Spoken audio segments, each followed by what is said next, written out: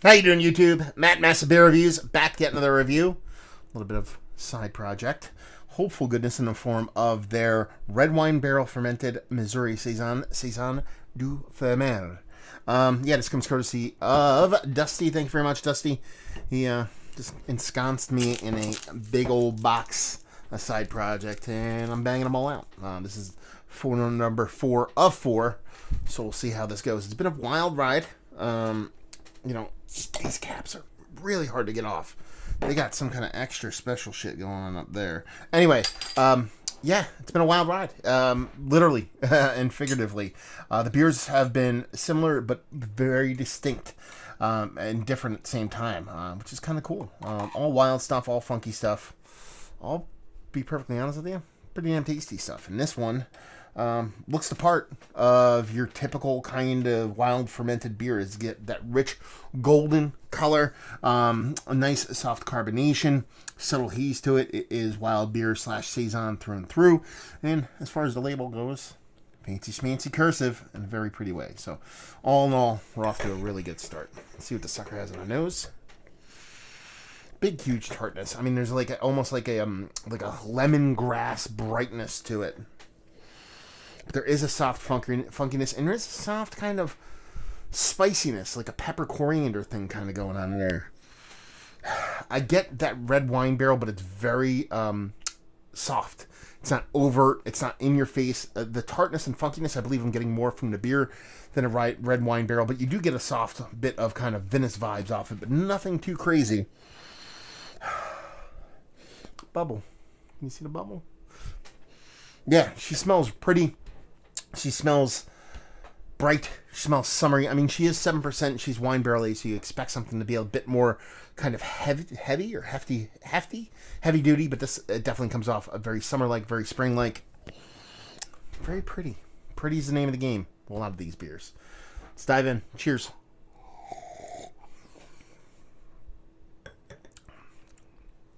Okay, big barrel character there. By barrel, I mean oak. Got a nice big dryness on it. It's a soft, kind of neutral oak. I'm not getting a big vanilla component off it. I'm just getting that nice kind of rich oakiness and a hefty bit of dryness. Sure, some of that's probably coming from the yeast also. I'm getting apricot. That's kind of what's coming to my brain right now. A fresh, like slightly fleshy, skinny kind of apricot on top of that soft red wine grape. That red wine grape is definitely there, and it comes off a bit more musty, a bit more fleshy as opposed to winey, but it's quite nice. It's got a nice tartness to it. It's not really acidic at all. I didn't take a heartburn pill before doing this. I typically have to, but I forgot. And this is not even giving me even the inkling of a kind of heartburn thing kind of coming on.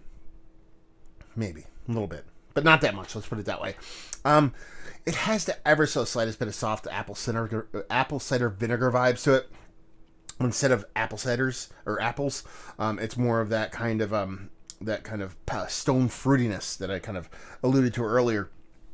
Along with that nice soft kind of, it's not even like a rich red grape. It's somewhere in between. It's bolder than a white grape, but not as rich as a red grape. Kind of Venice-ness to it.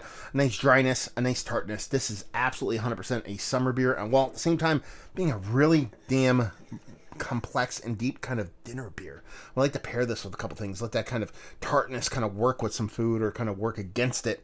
And bring something to the table. But I like it. I think it's fun. I think it's tasty. This is probably one of the more drinkable of the 4 that I had from Side Project, and the biggest impression that Side Project has left to me. I probably have to upload these all at the same time, so I guess this kind of speech makes sense. The biggest impression is the beers are quite nice. They're impactful, but gentle at the same time, and they're all really well done.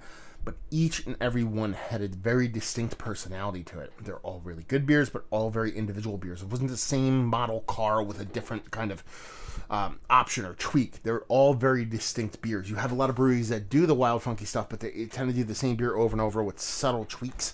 Each one I had, from Dupé's to the Saison to Fuzzy to Punch Down, They all kind of had their own thing going for it, and that in and of itself makes me really fucking happy. When a brewery can spread that kind of deliciousness across very distinct, different angles in a very kind of, I don't want to say muddled category, but tend to be, a distinct category, let's just say that, is super fun to actually try. And I dig it. I think it's fun. I think it's great. I think this is one of the better sour beers. And I understand why people go a little bit gaga for the brewery now. Like I said, I've had some of their stuff before, but it's been sandwiched in an ounce at a time, add bottle shares and stuff like that. To actually sit down, run through a gauntlet of 4 of these beers was a pleasure.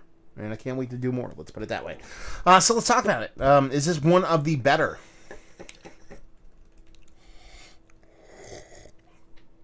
tart funky Saisons I've had as of late? It's definitely up there. Way up there. I probably edge a little bit more Suarez Hill because it is a little bit more aggressive. It doesn't have that super soft edge to it. But I like that kind of the difference, that change from something that is just not a repeat of what we typically get here up in the Northeast. Value and availability, no idea. Actually, you know what? Scratch that. I looked it up, and their bottles usually aren't that bad.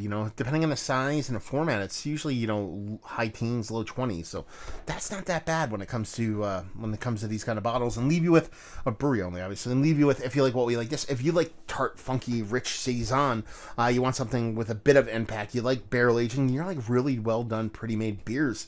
This is going to do you proper. And if you do like a nice difference in spice in your life when it comes to sour and funky beers, I mean, these guys do it pretty damn well, so it's worth kind of tracking down. And just for you people out there, because I just noticed it right now, I didn't read anything off the back. I should have did that.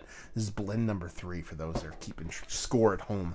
So there you go. Another review in the books. Hopefully you guys enjoyed it. Down there if you want to talk about it. Massive Beers if you want to check me out doing the social media stuff. Beer Massive if you want to check me out doing a whole podcasting thing. And hopefully you guys enjoyed the review. Hopefully enjoying a nice little blend number 3 from Side Project. And hopefully see you next time. Cheers.